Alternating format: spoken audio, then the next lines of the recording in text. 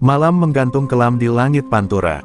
Jalan tol dari Semarang menuju Jakarta lengang, hanya diterangi lampu jalan yang berkelap-kelip bagai bintang tua.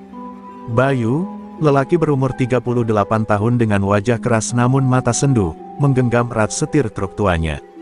Suara mesin berderak kasar, menembus malam penuh rahasia. Keringat dingin merembes di pelipisnya, bukan karena takut, tapi karena firasat yang sejak siang tadi mengganjal dadanya. Ia sedang membawa muatan berharga dari pabrik alat berat menuju Bekasi, tapi bukan itu yang ia cemaskan. Di gerbang tol Brebes Timur, truk Bayu melambat. Bukan karena kendala teknis, melainkan karena 6 pria berdiri melintang di depan palang otomatis. Mereka mengenakan jaket kulit hitam, sebagian memegang balok besi, dan seorang yang paling besar menggenggam HT.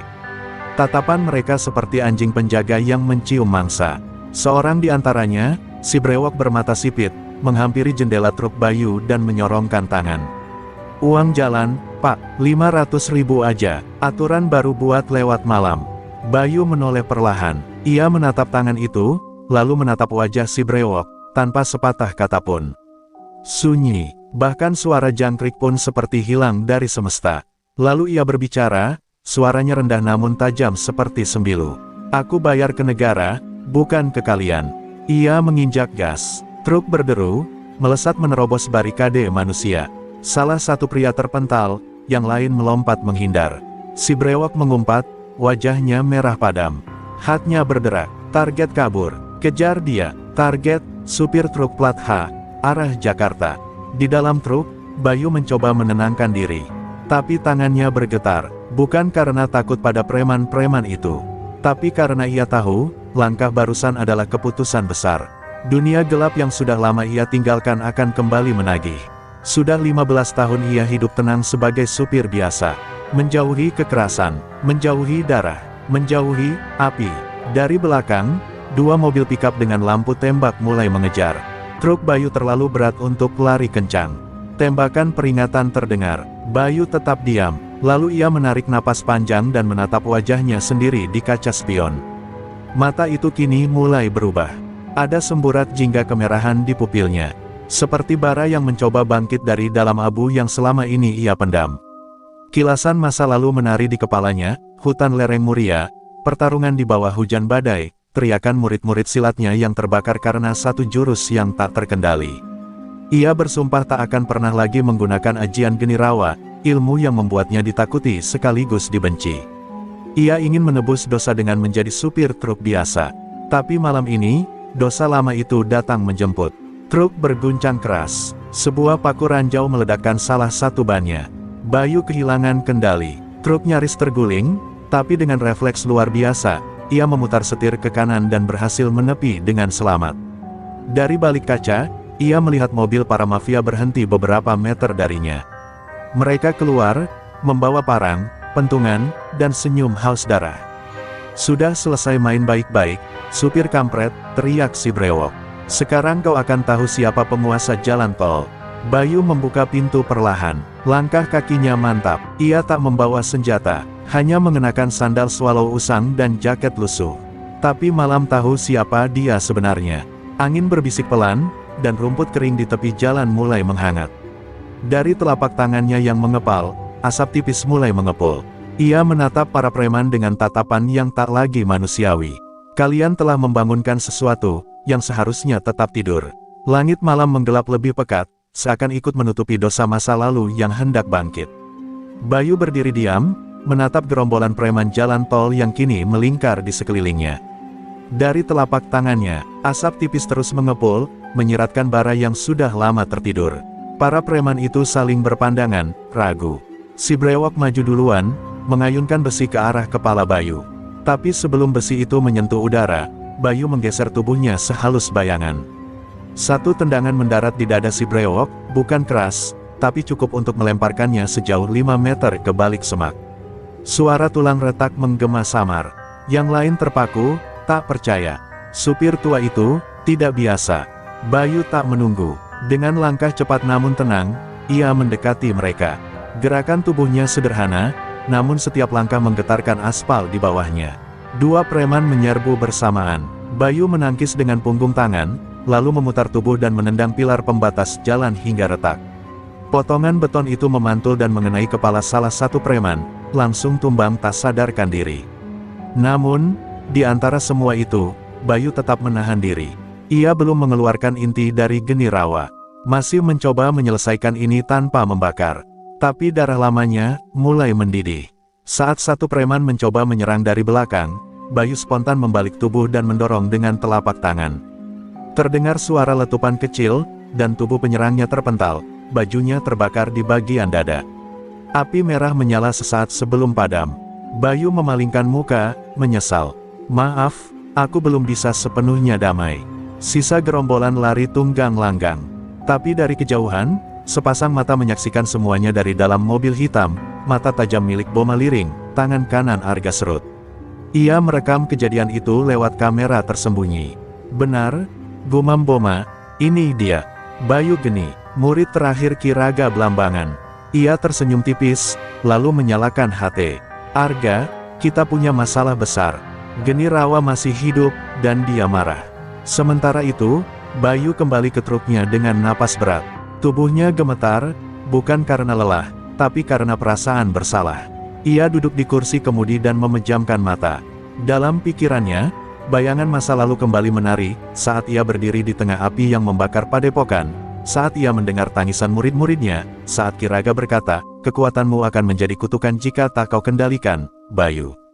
Bayu menyalakan mesin truk. Truk itu kembali melaju perlahan ke arah barat. Namun kini ia tahu, ia tak akan bisa lari dari bayangan. Dunia lama sedang menariknya kembali, menyeretnya ke pusaran yang dulu pernah ia tinggalkan. Dan mungkin, ia tak akan bisa keluar lagi dengan utuh. Di langit, awan mendung menumpuk. Hujan rintik mulai turun membasahi jalur tol yang kosong. Tapi dalam dada Bayu, hujan tak bisa memadamkan api yang mulai menyala lagi. Jalan panjang menuju Jakarta masih jauh, dan para musuh lama sedang bersiap menyambutnya. Bayu memarkirkan truk tuanya di sebuah pom bensin kecil di daerah Cikopo. Hujan telah turun deras. Di balik kemudi, ia duduk diam, menatap derasnya air yang membasahi kaca. Setiap tetesan seakan membawa kenangan yang selama ini berusaha ia kubur dalam-dalam. Dadanya sesak, seolah ada bara di dalam tubuh yang menolak untuk padam. Malam ini, ia sadar, sumpah lamanya telah pecah. Ajian Geni Rawa, ilmu mematikan yang ia warisi dari gurunya, telah bangkit, dan dunia tak akan membiarkannya hidup biasa lagi. Ia turun dari truk, melangkah ke musala kecil di sudut pom bensin. Di dalam, ia bersujud lama, hingga pundaknya berguncang. Bukan karena takut, tetapi karena perasaan bersalah. Gusti, aku hanya ingin hidup tenang, bisiknya lirih, tapi mereka paksa aku membuka luka lama. Saat ia bangkit, suara sepatu boots menyentuh lantai musala. Seseorang telah berdiri di ambang pintu. Lelaki tua berkopiah hitam dengan wajah penuh keriput, namun sorot matanya tajam seperti bilah keris. Bayu, murid Ki Raga Blambangan, ucap lelaki itu perlahan. Bayu mematung. Ia mengenali suara itu, sosok dari masa silam yang seharusnya telah tiada. Bayu menoleh dengan perlahan. Kakang Surya, gumamnya, nyaris tak percaya. Dahulu, Surya adalah kakak seperguruan Bayu, yang ia kira telah gugur dalam pertarungan besar di Padepokan Geni Rawa 15 tahun lalu. Tapi kini, lelaki itu berdiri di depannya, utuh, tapi membawa aura yang berbeda. Surya duduk di samping Bayu. Wajahnya tak berubah banyak, namun keteduhan yang dulu ia miliki telah berganti dengan sorot mata penuh dendam. Geni Rawa belum selesai, Bayu. Kau bisa menolak takdir, tapi takdir tak menolakmu, ucap Surya. Bayu menggertakkan gigi. Aku sudah cukup menumpahkan darah. Aku tak ingin menjadi pembakar lagi. Tapi Surya menatapnya dalam. Bukan kau yang menentukan kapan perang berakhir, Bayu. Mafia jalan tol itu bukan preman biasa. Mereka adalah jaringan baru, dan Arga Serut adalah murid dari musuh lama kita, Pangeran Petir. Bayu terduduk. Nama itu mengguncang seluruh darahnya. Pangeran Petir adalah musuh bebuyutan aliran Geni Rawa, pemilik ajian langit petir, yang dulu membumi hanguskan 3 cabang padepokan mereka. Bayu yakin orang itu telah mati, tapi jika Arga Serut adalah pewarisnya, maka jalur tol bukan sekadar tempat preman mencari uang, ini adalah medan perang ajian tingkat tinggi. Surya membuka sebuah bungkusan kain. Di dalamnya, ada selendang merah bara, pusaka lama dari padepokan Geni Rawa. Ambillah, Bayu. Ilmu kita bukan untuk membunuh, tapi untuk membakar kejahatan sampai menjadi abu, ucap Surya tegas. Bayu memandang selendang itu lama. Jemarinya enggan menyentuhnya, tapi di luar, petir menggelegar, seolah semesta tahu bahwa perang lama akan dimulai kembali. Dan malam itu, di tengah hujan deras dan kilatan petir, dua pendekar dari masa silam duduk berdampingan di musala pom bensin kecil. Yang satu sudah menyerah pada takdir, yang satu kembali bangkit karena dunia memanggil. Dalam diam, mereka tahu, medan laga sesungguhnya belum dimulai. Di sudut kota Karawang, berdiri sebuah bangunan tak terdaftar yang dikenal oleh kalangan gelap sebagai pos pusat tol bawah tanah. Di sanalah Arga Serut, pria bertubuh tinggi dengan rambut kelabu setengah bahu, duduk di singgasananya. Dinding ruangan dipenuhi foto-foto truk, plat nomor, dan daftar wajib setor. Tapi yang menarik perhatiannya malam itu adalah rekaman CCTV dari Cikopo. Di layar, tampak jelas Bayu mengangkat telapak tangan, dan preman-preman jalan tol terpental seakan disambar petir. Tapi bukan petir, melainkan api. Mata Arga menyipit, rahangnya mengeras. Geni Rawa, ternyata belum punah. Arga berdiri dan melempar remote ke dinding. Pecahan plastik berhamburan, suaranya parau, tapi menusuk, siapkan semua jalur pantau. Kita tak sedang menghadapi supir biasa. Dia mantan murid Ki Raga. Dan itu berarti dia adalah musuh warisan. Ia lalu berjalan ke lemari besi di ujung ruangan, membukanya perlahan. Di dalamnya tergantung selembar jubah hitam berlistrik, simbol warisan ajian langit petir yang dulu diwariskan oleh gurunya, Pangeran Petir, sebelum tewas di tangan Geni Rawa. Guruku mati di tangan ajian api, sekarang giliran aku memadamkan bara terakhir dari warisan itu, gumam Arga sambil mengenakan jubahnya. Di belakangnya, Boma Liring berdiri kaku, menatap tuannya dengan hormat tapi penuh cemas. Tuan Arga, kekuatannya belum maksimal, tapi dia bisa membakar tanpa menyentuh. Itu berarti Geni Rawa dalam dirinya sudah bangkit. Arga tersenyum dingin. Bagus, justru saat bara itu mulai menyala, saat itulah dia paling rapuh. Kita akan hancurkan dia sebelum api itu jadi nyala penuh. Sementara itu, di markas yang tersembunyi, Arga mengumpulkan semua tangan kanan kelompoknya. Ada Renggasi Pisau Lidi, ahli racun dari Subang, Dora Seribu Jerat, perempuan bengis pemilik Jaring Tali Baja, dan Yadi Kukila, mantan prajurit pembunuh yang kini menjadi eksekutor jalur Cipali. Ketiganya dikenal sebagai trio taring jalan tol, dan mereka hanya bergerak jika lawan dianggap sekelas pendekar. Arga melempar foto Bayu ke meja. Ini target kalian. Dia bukan supir biasa. Dia api dari masa lalu. Aku ingin dia ditangkap hidup-hidup, sebelum aku sendiri menghabisinya. Sementara itu, Bayu dan Surya sudah berpisah. Surya menuju arah Sukabumi untuk mencari jejak pendekar-pendekar lama, sementara Bayu kembali ke jalan. Tapi dalam dirinya kini bergejolak. Di dalam dashboard truk tuanya, terselip selendang merah bara yang baru malam tadi ia terima. Setiap ia menatapnya, ia merasa seperti mendengar suara gurunya, Ki Raga, bila jalan telah diliputi gelap, maka api tidak akan lagi menjadi musuh, tapi penerang. Bayu menghela napas panjang. Hujan mulai reda. Ia tahu malam-malam mendatang tak akan tenang lagi. Jalur tol yang dulu hanya berarti jalan dan setoran, kini telah berubah menjadi medan laga ajian dan dendam lama. Ia tidak hanya harus bertahan hidup, tapi juga menghapus seluruh jaringan mafia yang menjadikan jalanan sebagai ladang pemerasan dan kehancuran. Di Karawang, Arga Serut memandang peta besar Jawa Barat yang dipasang di dinding. Semua jalur telah diberi tanda merah, semua kemungkinan tempat Bayu akan lewat. Kau pikir bisa menyembunyikan bara di dalam abu selamanya? Ucap Arga lirih. Tapi kali ini, Geni Rawa tak akan sempat menyala penuh. Aku, pewaris petir, akan menyambarmu hingga jadi arang.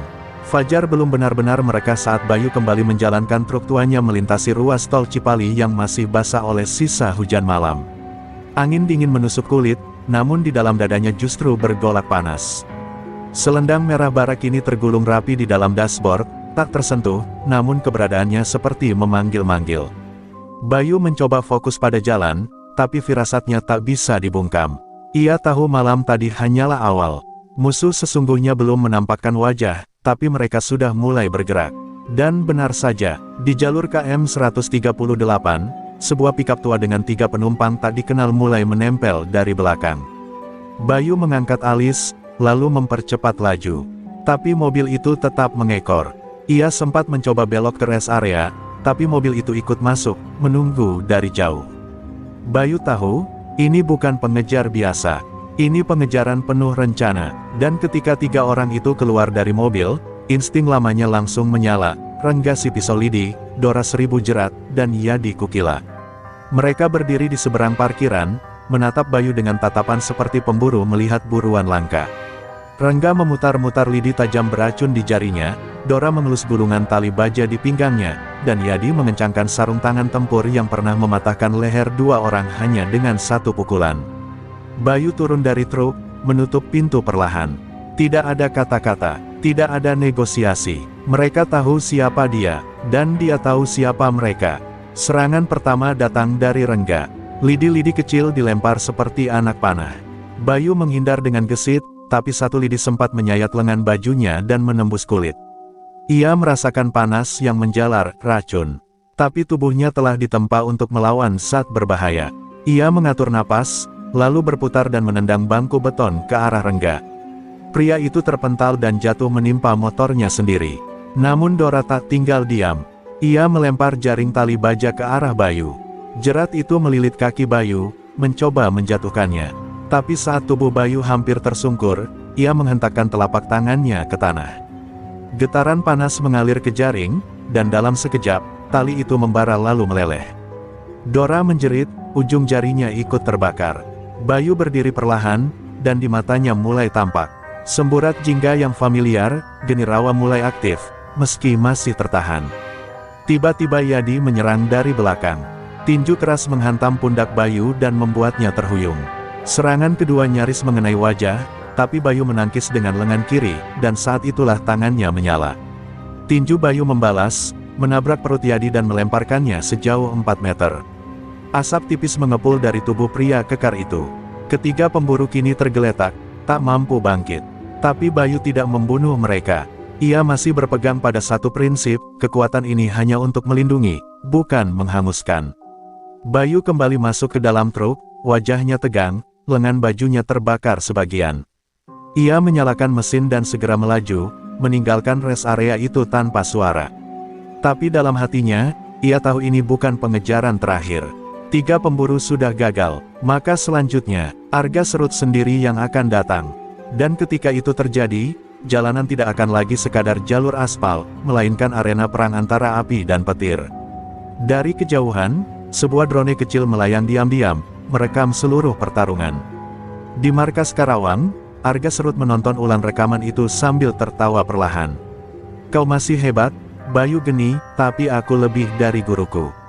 Aku adalah badai yang akan memadamkan apimu." Petir menyambar di kejauhan, seolah semesta tahu, pertarungan utama sudah mendekat.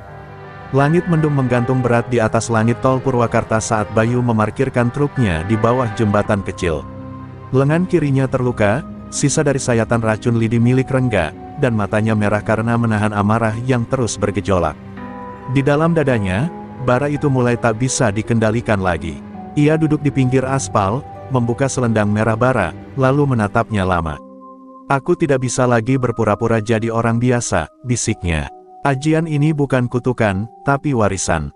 Dan jika dunia ingin perang, maka aku akan menyalakan kembali semuanya." Malam mulai turun, membawa dingin yang tak biasa. Di dalam pikirannya, Bayu mendengar gemas suara gurunya dulu, Ki Raga Blambangan, suara bijak yang dulu selalu menjadi petunjuk arah. Geni rawa bukan sekadar ajian api. Ia hidup, ia mendengar, ia membakar hanya ketika pemiliknya siap menanggung luka jiwa. Bayu menggenggam selendang itu dan mengikatkannya di pinggang. Seketika tubuhnya bergetar, udara di sekitarnya memanas. Rumput liar di bawah jembatan mulai mengering.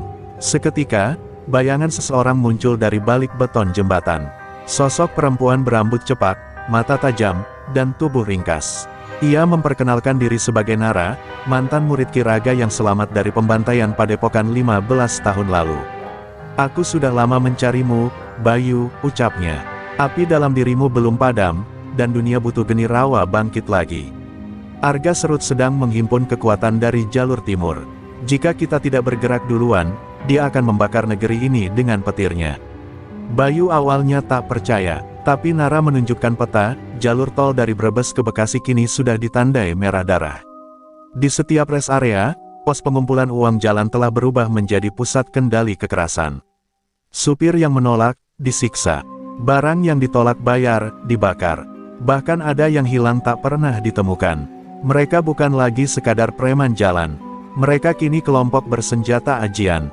Dan hanya api yang bisa menghentikan badai, tegas Nara.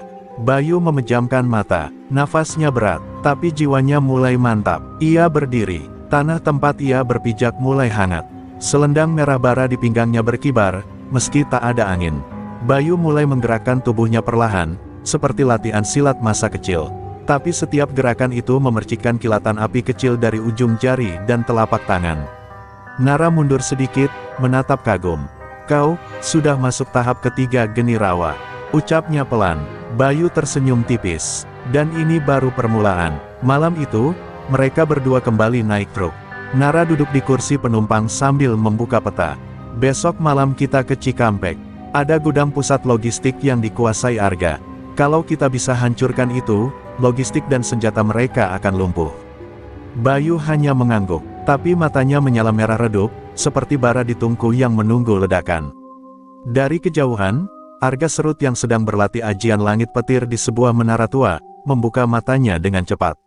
Di langit gelap, petir menyambar liar. "Dia sudah mulai membangunkan geni dalam dirinya," ucap Arga pelan. "Bagus, biar aku hadapi dia saat apinya membesar.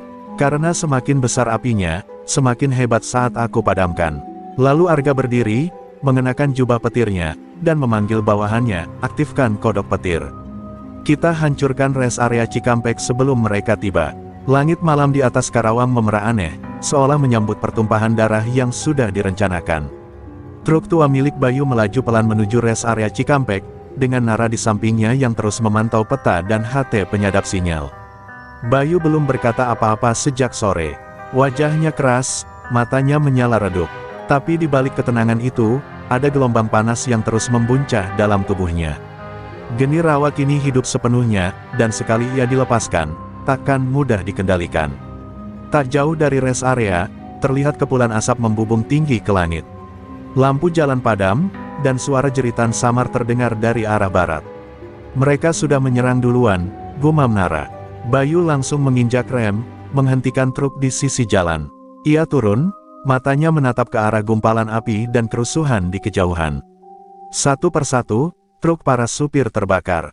Rest area telah diserbu oleh sekelompok preman bertopeng logam, pasukan elit Arga Serut yang dijuluki Kodok Petir, karena kemampuan mereka menyergap dengan kecepatan kilat dan menggunakan senjata kejut. Bayu dan Nara berlari melintasi parit, menyusup ke halaman belakang rest area.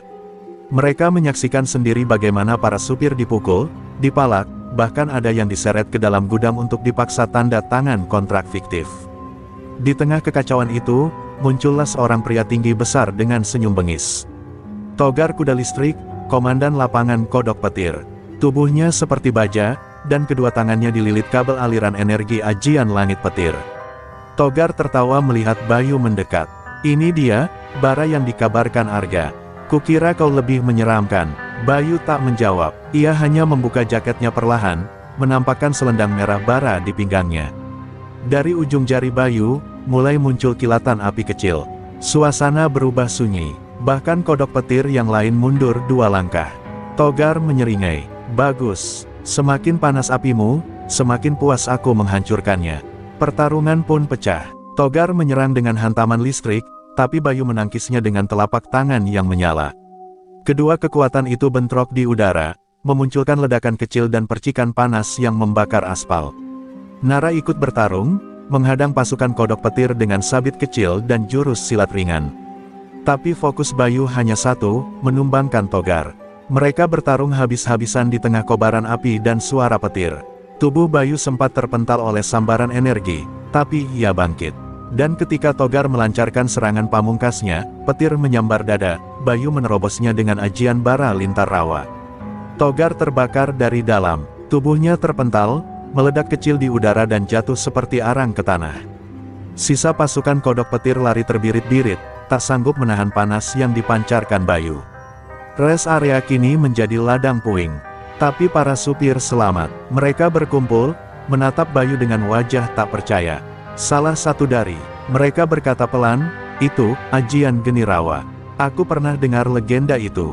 Tapi kupikir cuma cerita warung kopi." Bayu tak menjawab. Ia memandangi tangannya yang masih berasap, lalu menatap langit. "Jika tol ini menjadi medan perang, maka aku akan menjadi bara yang tidak padam, sampai jalanan ini bersih." Nara menggenggam lengan Bayu. "Kita tak bisa berhenti sekarang."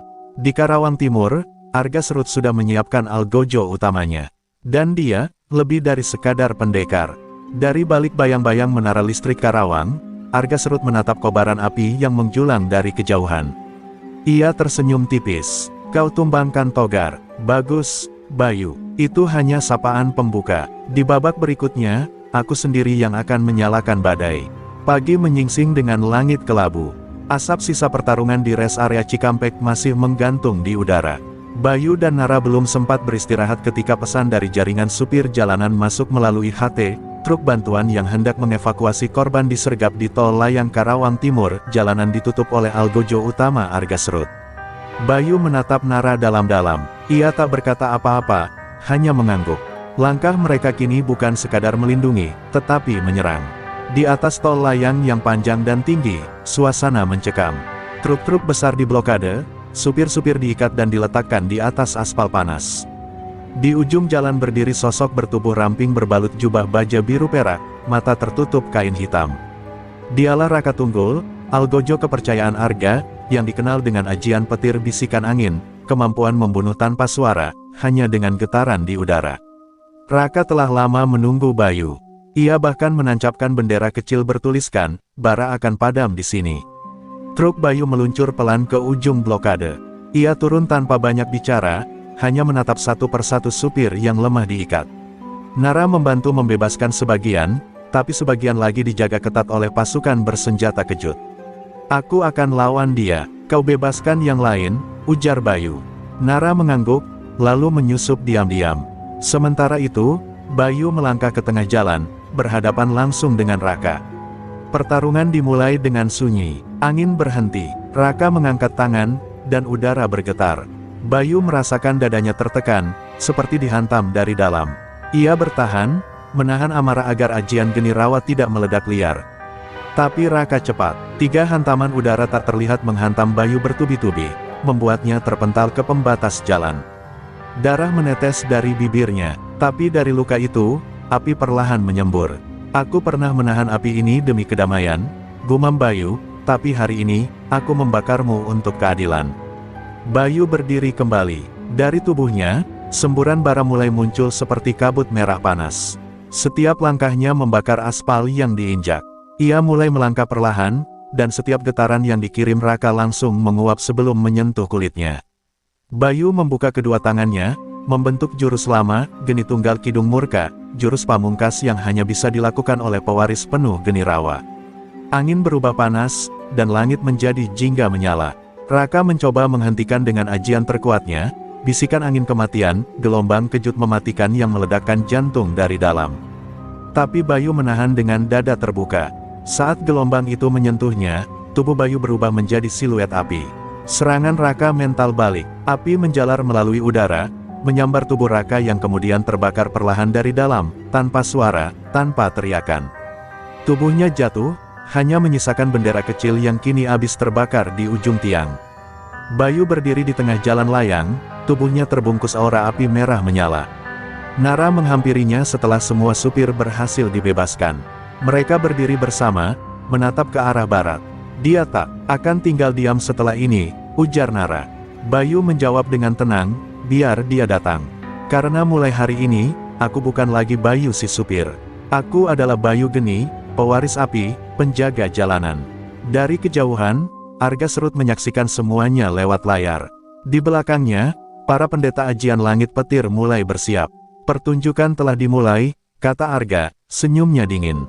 Kini, giliran sang badai menyapa bara. Langit malam di Karawang semakin muram, seakan tahu bahwa pertempuran besar tengah mendekat. Di kejauhan, sebuah bangunan mencuat tinggi seperti tombak menantang langit, menara petir, markas utama Argasrut. Bangunan itu dulu bekas menara transmisi listrik, kini disulap menjadi pusat ajian langit petir. Di dalamnya, bukan hanya senjata dan pasukan terlatih yang dijaga ketat, tapi juga ruang sumber daya ajian, sebuah ruangan khusus tempat Arga menyerap kekuatan petir dari inti bumi dan langit, menjadikannya makhluk setengah manusia, setengah energi. Bayu dan Nara berdiri di atas bukit kecil, mengintai dari jauh. Kalau kita bisa padamkan inti di menara itu, kekuatan Arga akan turun drastis, kata Nara. Tapi Bayu tahu, menyusup ke markas musuh bukan soal menghancurkan, ada yang lebih penting, mengungkap kebenaran masa lalu. Karena di dalam menara itulah, tersimpan semua rahasia kehancuran Padepokan Geni Rawa 15 tahun silam. Dan Bayu yakin, bukan hanya Arga yang bertanggung jawab. Mereka bergerak di tengah malam, menyusup melewati pagar listrik, merangkak di bawah jalur transmisi, lalu menaiki tangga darurat dengan napas tertahan. Tapi sebelum mencapai lantai utama, Nara terhenti. Ada orang lain di dalam, bisiknya. Di balik pintu baja, terdengar langkah kaki berat, dan suara yang sangat familiar bagi Bayu.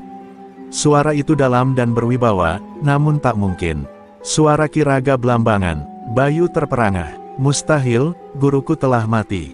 Tapi saat pintu terbuka, berdirilah sesosok pria tua berjubah putih keabu-abuan dengan tongkat api di tangan kanan dan ukiran petir di tangan kiri. Dialah Raga Dwi Ajian, nama baru Ki Raga setelah menghilang. Aku tidak mati, Bayu. Aku bersembunyi dan belajar, ucapnya pelan. Arga adalah muridku juga. Aku yang menciptakan langit petir, saat aku dikhianati para tetua Geni Rawa. Suasana menegang. Segala cerita lama hancur. Yang Bayu anggap musuh, ternyata darah dari warisan gurunya sendiri. Bayu melangkah mundur, tubuhnya gemetar. Jadi, semua yang mati, semua yang terbakar, semua yang kau latih, hanya demi ilmu baru. Ki Raga menunduk, lalu berkata, ilmu Geni Rawa terlalu lemah menghadapi zaman. Aku butuh kekuatan baru, aku butuh petir. Tapi Bayu menggertakkan gigi, api menyala dari tubuhnya. Kau tidak butuh kekuatan, guru. Kau butuh pengakuan, dan kau korbankan kami semua demi ego. Seketika itu, Arga serut masuk dari balik ruangan, mengenakan jubah utama langit petir. Semuanya sudah sesuai rencana, katanya tenang. Aku adalah murid yang sempurna. Dan kau, Bayu, hanya bara tua yang masih menunggu dipadamkan. Petir menyambar di luar menara, menghantam puncaknya dan mengalir ke tubuh Arga. Energinya membuncah, matanya menyala biru menyilaukan. Bayu berdiri di tengah antara dua sumber ajian, gurunya yang mengkhianati, dan musuh yang semakin kuat. Tapi kali ini ia tidak gentar. Api dalam dirinya telah menyatu dengan tekad. Kalau malam ini aku harus mati, katanya tegas, maka biarlah tubuhku jadi bara terakhir, yang membakar keangkuhan kalian berdua. Dan saat itu juga, pertarungan mematikan antara api warisan dan petir pengkhianatan pun dimulai di dalam jantung menara petir. Langit di atas menara petir mendadak menjadi merah membara dan biru menyilaukan, bersilangan seperti dua kutub yang saling menantang. Di dalam menara, Bayu berdiri di tengah, tubuhnya dikelilingi bara api yang menari liar di kulitnya, sementara Arga Serut berdiri angkuh dengan tubuh terselimuti kilat, dan Ki Raga, atau kini Raga Dwi Ajian, mengangkat tongkatnya, bersiap menengahi, atau menghancurkan keduanya jika perlu. Atmosfer terasa berat, dan lantai menara mulai retak karena benturan energi yang belum sepenuhnya dilepas. Bayu, ucap Ki Raga, kita bisa mengakhiri ini bersama. Ajian Geni Rawa dan langit petir bersatu, membentuk kekuatan tertinggi Nusantara. Tak akan ada yang berani menentang kita. Namun Bayu hanya menatapnya, dengan mata memerah menahan amarah. Kau bukan lagi guruku. Guruku adalah orang yang mengajarkan bahwa kekuatan hanya untuk melindungi, bukan memaksa. Suaranya lirih, namun penuh keyakinan. Jika aku harus musnah bersama ajian ini, maka biarlah begitu. Aku bukan pembakar dunia. Arga tertawa lantang, lemah. Itulah kenapa langit petir diciptakan. Dunia ini tak butuh api yang menyala perlahan. Dunia butuh badai. Ia melompat, menghantam udara dengan petir menyilang dari kedua tangannya. Satu petir menyambar Bayu dari kanan, satu lagi dari atas. Tapi Bayu mengangkat kedua tangannya, membentuk lingkaran bara di udara.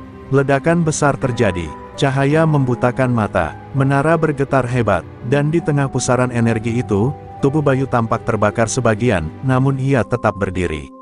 Nara yang menyaksikan dari pintu ruang kendali menahan napas. Ia ingin masuk membantu, tapi aura energi yang bertabrakan membuatnya tak bisa mendekat. Sementara itu, Ki Raga mulai melangkah maju, menancapkan tongkatnya ke lantai dan membacakan mantra penggabungan dua ajian.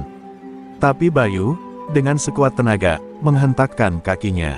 Api menjalar melalui lantai, mematahkan aliran petir yang sedang diserap Ki Raga. Tidak akan ada persatuan jika itu dibangun di atas pengkhianatan, geram Bayu. Api menyembur dari punggungnya, membentuk sosok burung phoenix merah bara di udara. Arga, yang masih terlindungi oleh jubah petirnya, kembali menyerang.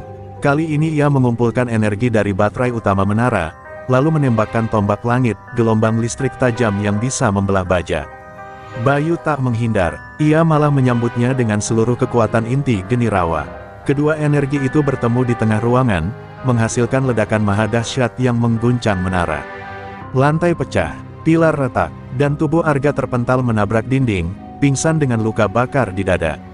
Bayu jatuh berlutut, tubuhnya hangus sebagian, nafas tersengal, tapi matanya tetap menyala.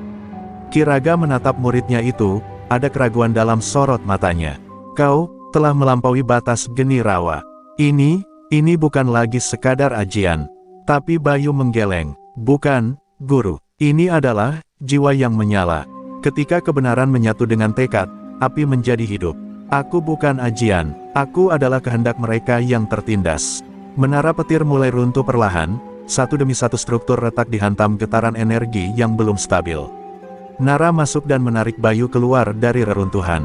Mereka terjatuh di halaman belakang, napas berat, tubuh lemah. Dari balik asap, terlihat Arga ditarik oleh anak buahnya yang tersisa. Dan Ki Raga menghilang dalam pusaran petir, meninggalkan jejak luka di langit. Tapi malam itu, untuk pertama kalinya, dunia jalan tol merasakan kembali bau bara api, bukan sebagai ancaman, tapi harapan. Pagi itu, langit Karawang cerah. Tapi sisa ledakan dari menara petir masih terasa di udara. Jalanan rusak, pilar menara menjulang miring seperti tulang yang retak, dan debu menyelimuti puing-puing. Di antara reruntuhan, para supir mulai berdatangan, bukan untuk menuntut balas, tapi untuk memberikan hormat. Bayu, yang duduk bersandar di dinding bekas pos jaga dengan tubuh penuh perban, dipandang seperti legenda hidup. Mereka tak lagi menyebutnya Bayu sang sopir, tapi Bayu Geni, penjaga jalanan yang menyala dari luka masa lalu. Nara berdiri di sampingnya, menatap para supir yang mulai membentuk barisan. Mereka membawa helm, sarung tangan, dan bahkan bendera-bendera kecil dari komunitas lintas Jawa. Beberapa dari mereka pernah diselamatkan Bayu dari pemalakan, beberapa pernah melihat langsung pertarungannya dengan kodok petir. Kini mereka semua hadir, bukan sebagai penonton, tapi sebagai saksi. Jalanan mulai bicara, Bayu. Dan namamu, menjadi bara bagi mereka yang selama ini diam, ucap Nara pelan. Namun, dari tengah kerumunan, seorang pria tua bertongkat datang. Bajunya compang camping, tapi matanya tajam seperti bilah keris. Ia memperkenalkan diri sebagai Pak Cik Marwan, mantan pendekar tua dari Kalimantan yang kini menjadi supir lintas pulau. Suaranya parau, namun penuh keyakinan. Kau menyala di sini, Bayu. Tapi bara seperti kau pasti mengundang badai dari arah timur. Bayu mengernyit. Timur, maksudmu, luar Jawa. Pak Cik Marwan mengangguk. Mereka menyebut dirinya gerombolan petak luluh, kelompok pengendali jalan lintas Kalimantan, dan mereka sudah dengar tentangmu. Bayu menarik napas dalam. Luka-lukanya belum sembuh, tapi bahaya baru sudah datang. Mereka bergerak dengan ajian tanah dan logam. Tidak menyambar seperti petir, tapi mereka menelan lambat, seperti lumpur, lanjut Pak Cik Marwan.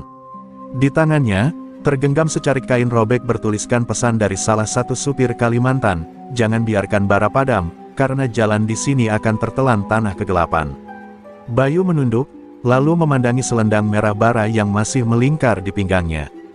Jalanan belum selesai. Sementara itu, jauh di balik papan, sekelompok pria bertopeng tanah duduk melingkar di ruang bawah tanah, memandangi layar tua yang menampilkan wajah Bayu dari rekaman CCTV pertarungan di Karawang. Seorang di antara mereka, dengan tubuh penuh beling dan batu menancap di kulitnya, bersuara berat, Geni Rawa telah muncul kembali. Dan jika api menyala di barat, maka tanah di timur harus menelannya. Di belakangnya, tampak ukiran besar bertuliskan, petak luluh tidak mengenal takut, tidak mengenal ampun. Nara memandang Bayu dengan ragu. Kita bisa berhenti di sini. Kau sudah menang, Bayu. Tak ada yang menuntut lebih darimu. Tapi Bayu menggeleng, wajahnya tenang namun berapi. Kemenangan ini bukan akhir. Aku bukan pahlawan, aku hanya api kecil yang mencoba menerangi jalan gelap. Jika tanah di timur mulai menelan, maka aku akan pergi dan menyala di sana. Suaranya dalam, menggetarkan hati setiap orang yang mendengarnya. Para supir bersorak perlahan, bukan dengan teriakan, tapi dengan gerakan mengepalkan tangan di atas dada. Satu persatu mereka berdiri mendekat, membentuk lingkaran. Sebuah ikrar tak tertulis muncul, jalanan ini akan dilindungi. Tak peduli tanah atau petir, bara akan tetap menyala. Dan di tengah mereka, Bayu berdiri, terluka, tapi tak goyah. Karena kini ia bukan hanya pewaris Geni Rawa, tapi simbol kebangkitan para penjaga jalanan. Dini hari yang sunyi, kapal feri pengangkut truk melaju perlahan menyeberangi Selat Makassar. Bayu duduk di atas truknya, memandangi air laut yang tenang namun menyimpan ancaman. Di belakangnya, Nara tertidur bersandar di kursi, dan Pak Cik Marwan berdiri di buritan kapal, membaca mantra kecil sambil menabur garam ke laut. Tanah di seberang tak bisa dibakar, Bayu, bisik Marwan, karena yang kau lawan di sana bukan manusia biasa, tapi para penjaga bawah bumi.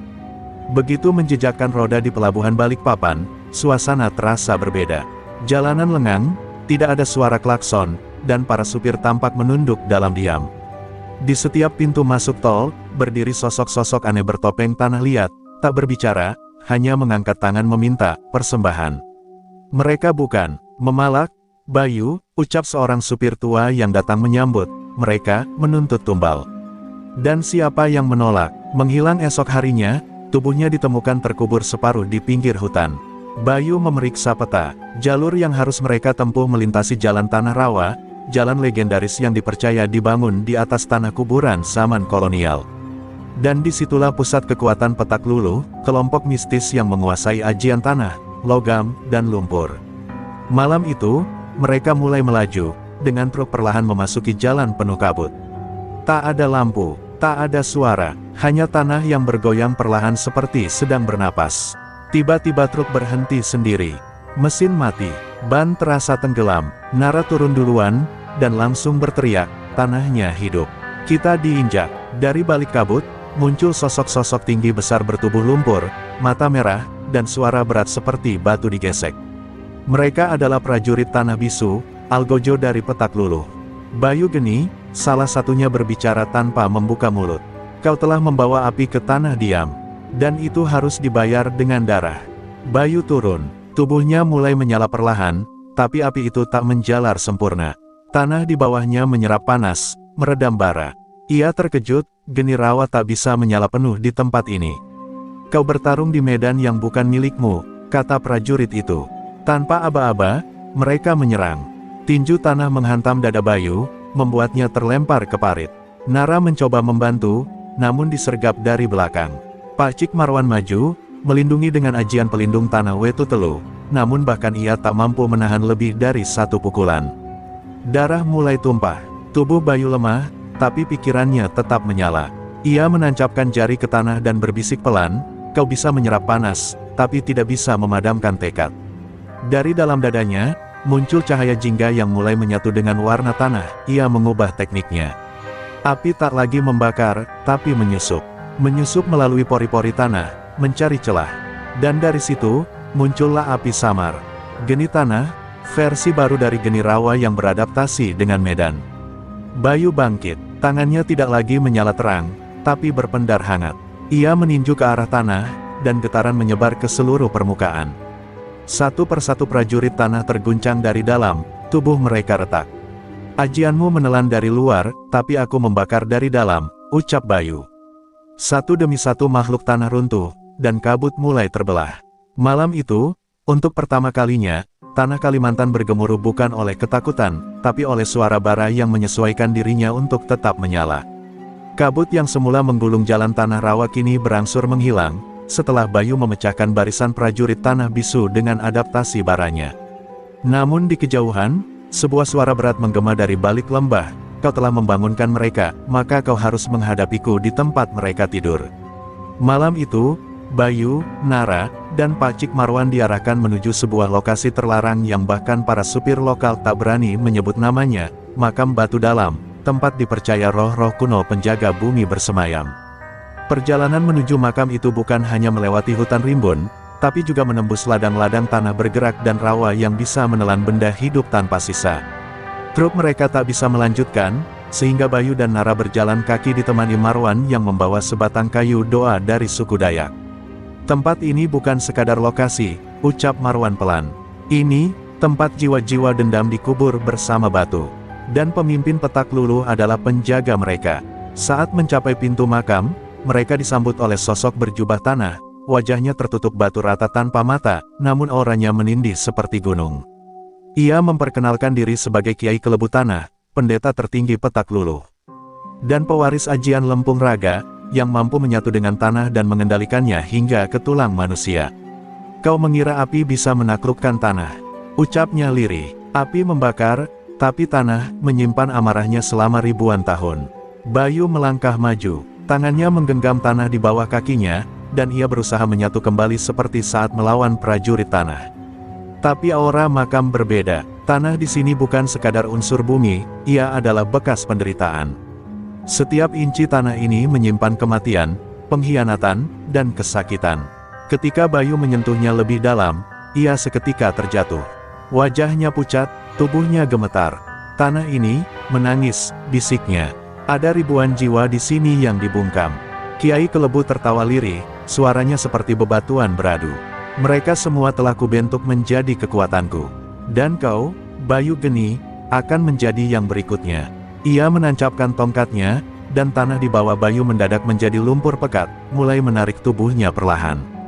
Bayu mencoba mengaktifkan baranya, namun lumpur di sini menyerap bukan hanya panas, tapi juga kehendak. Nara berteriak dan hendak menolong, tapi tiba-tiba tanah di sekitarnya berubah seperti lidah yang menjulur, memisahkan mereka. Pak Cik Marwan tak tinggal diam. Ia membuka jubahnya, memperlihatkan Raja Pusaka Dayak tua di punggungnya, lalu menancapkan kayu doa ke tanah dan membacakan mantra kuno. Sebuah suara keras menggema dari bawah bumi, dan untuk sekejap, tanah berhenti bergerak.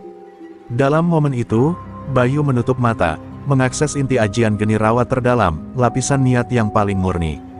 Ia mengingat semua wajah supir yang tertindas, semua jeritan orang kecil di jalanan. Dan dari dalam tanah, sebuah cahaya jingga menyembur. Bara bangkit, menyatu dengan tulang bumi. Bayu berdiri, tubuhnya kini dikelilingi bukan hanya api, tapi juga kilatan tanah kering yang melayang seperti debu emas. Ia telah menemukan bentuk tertinggi dari ajian geni rawa, geni lapisan jiwa, bara yang tidak hanya membakar tubuh, tapi membakar ketidakadilan yang telah lama dikubur. Ia menatap Kiai Kelebu. Kau tidak menjaga makam ini. Kau mengurung mereka. Sekarang waktunya, kau ikut dikubur bersama dendam yang kau pelihara. Malam itu, di antara bebatuan dan tanah leluhur, ledakan cahaya oranye membelah langit Kalimantan. Dan untuk pertama kalinya dalam ratusan tahun, makam itu mengeluarkan suara, bukan ratapan, tapi napas lega dari jiwa-jiwa yang akhirnya bebas. Pagi di Kalimantan Timur tak lagi sunyi. Sejak pertarungan di makam Batu Dalam, desas-desus tentang Bayu Geni, sang pendekar api yang membakar ajian Lempung Raga, menyebar seperti gelombang panas. Dari pos supir di Balikpapan hingga pelosok Banjarmasin, para pengemudi mulai berani bersuara. Mereka mencabut bendera Petak Lulu dari pos-pos perlintasan, dan membakar kotak persembahan, yang selama ini menjadi lambang pemalakan mistis. Gema bara itu menyulut keberanian, tapi juga membangunkan musuh terakhir. Di balik gunung batu tua yang tersembunyi di jantung Kalimantan, sebuah ruang bawah tanah terbuka. Dari dalamnya keluar sosok tua renta yang telah berdiam selama puluhan tahun, Empu Satmaraga Sakti, pendiri pertama Petak Lulu. Ia bukan manusia biasa. Dalam tubuhnya mengalir ajian tanah lapuk, kekuatan yang mampu menghidupkan kenangan bumi dan menjadikannya makhluk hidup. Ia bukan sekadar dukun, ia adalah pemanggil penderitaan yang tertinggal di tanah. Dan kini, ia bangkit untuk menghapus bara yang telah menodai warisannya. Sementara itu, Bayu, Nara, dan Pak Cik Marwan singgah di sebuah desa pinggiran hutan. Para warga menyambut mereka seperti pahlawan. Anak-anak berlarian, meneriakkan, Bayu bara, dan membuat lukisan api di tanah. Tapi di tengah euforia itu, Bayu tetap gelisah. Aku bisa rasakan, tanahnya bergetar lagi. Tapi kali ini bukan karena dendam. Ini, rasa kehilangan. Seolah bumi mencari sesuatu yang dicuri darinya, ucapnya pelan sambil memandangi celah gunung dari kejauhan. Benar saja, malam harinya, dari arah barat, tanah desa mendadak berguncang. Batuan pecah, dan akar-akar hitam menyembul dari dalam tanah, menghantam pondok-pondok warga. Teriakan panik menggema. Dari tengah reruntuhan, muncul sosok Empu Satma dengan mata kosong, tubuhnya membatu sebagian, namun auranya menyelimuti seluruh desa. Kau membakar anakku, kelebu tanah, maka aku akan membakar jiwamu, perlahan, dari dalam, bisiknya. Setiap kata yang ia ucapkan membuat tanah desa berubah menjadi rawa hidup. Bayu melompat ke tengah kampung, menyalakan api dari tubuhnya. Tapi berbeda dari sebelumnya, api itu seperti ragu, tidak menyala penuh. Tanah ini, bukan ingin melawan. Ia dipaksa, gumamnya. Bayu sadar, Empu Satma menggunakan kenangan luka bumi untuk mengendalikan elemen. Api geni rawa tak bisa membakar jika yang dilawan adalah kesedihan, bukan amarah.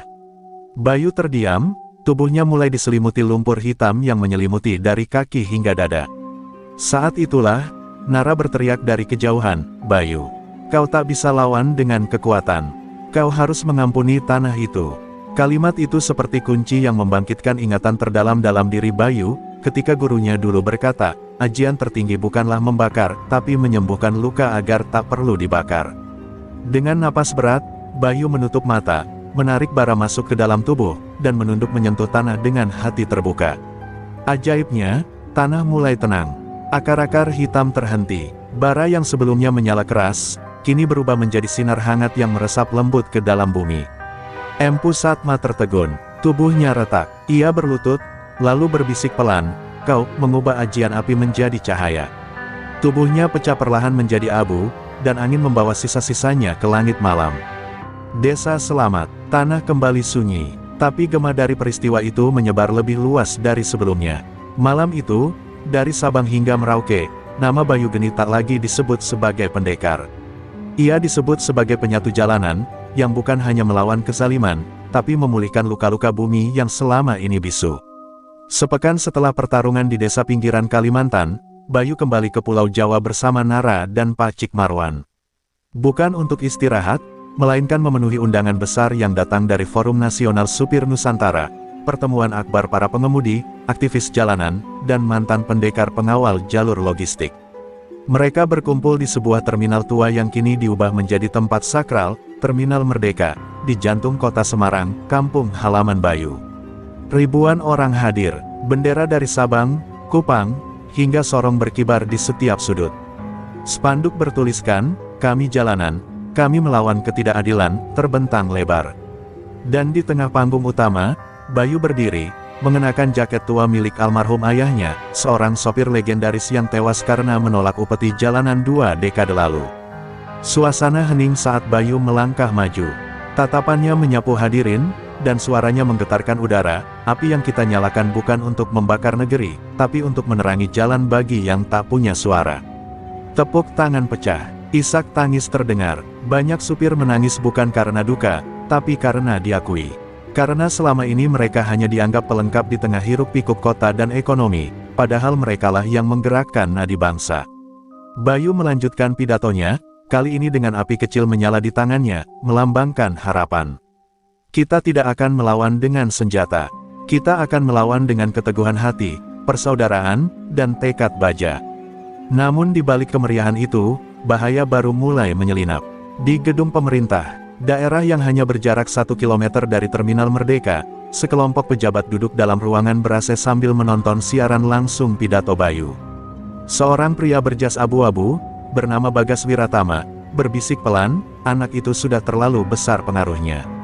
Jika dibiarkan, dia akan jadi ancaman kekuasaan."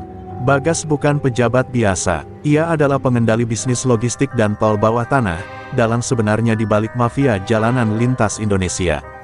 Keesokan harinya, kabar buruk datang. Salah satu ketua forum supir dari Makassar diculik dalam perjalanan pulang. Seorang aktivis muda dari Papua ditemukan babak belur di selokan. Pesan-pesan misterius mulai membanjiri HP Bayu, "Jalanmu akan padam sebelum sampai tujuan." Namun Bayu tak gentar, ia justru semakin kuat. Bara tak takut gelap, ujarnya pada Nara. Karena dalam gelap, api justru terlihat lebih terang.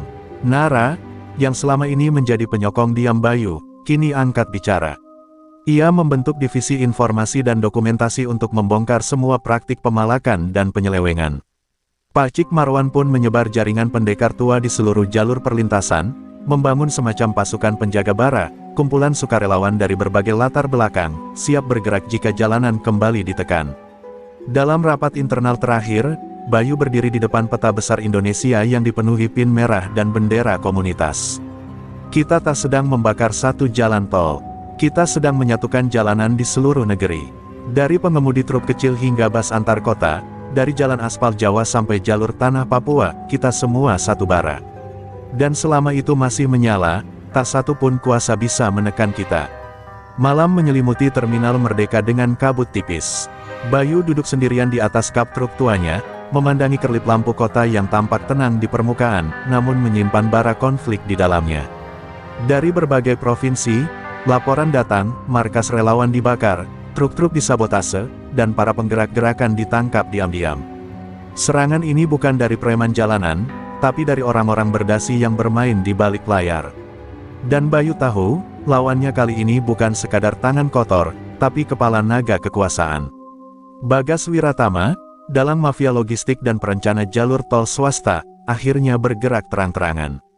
Ia menuduh Bayu sebagai penyulut anarki dan ancaman stabilitas nasional di hadapan media.